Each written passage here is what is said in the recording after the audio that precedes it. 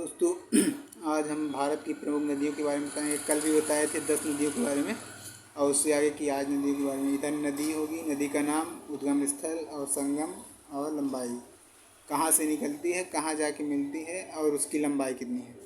तो सबसे पहले हम घाघरा, जिसे करनाली या कौरियाला नाम से जाना जाता है, नेपाल में तकलाकोट से 37 किलोमीटर दूर मम्पासतुंग हिमानी नामक स्थान से निकलती है और बलिया जिले के सीमा पर गंगा नदी में जाकर के मिलती है। 1080 किलोमीटर इसकी कुल लंबाई है।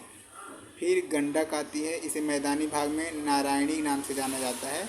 ये नेपाल में से निकलती है और पटना के समीप गंगा नदी में जाके प्रवेश करती है और भारत में इसकी कुल लंबाई 425 किलोमीटर है। फिर आती है कोसी नदी, ये गोसाई थान के चोटी के उत्तर में निकलती है, कारागोला के दक्षिण पश्चिम में गंगा नदी में जाके मिलती है और 730 किलोमीटर इसकी कुल लंबाई है। फिर आती है बेतवा या बेतवती या एमपी के रायसेन जिले के कुंवरगांव के पास विंध्याचल पर्वत से निकलती है, हमीरपुर के समीप यमुना नदी में जाके मिलती है और 480 किलोमीटर इसकी कुल लंबाई है। फिर आती है सोन नदी, अमरकंटक की पहाड़ी से निकलती है, पटना के समीप गंगा नदी में जाके मिलती है और 780 किलोमीटर इसकी कुल लंबाई है।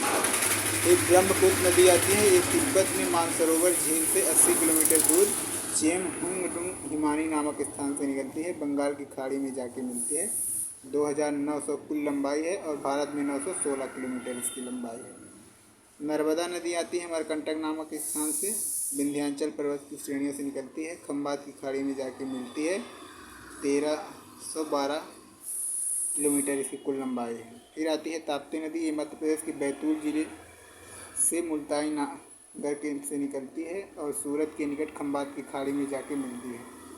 724 किलोमीटर इसकी कुल लंबाई है। फिर आती है महान नदी, छत्तीसगढ़ के रायपुर जिले से सिहाव के पास निकलती है और बंगाल की खाड़ी के कटक के समीप मिलती है।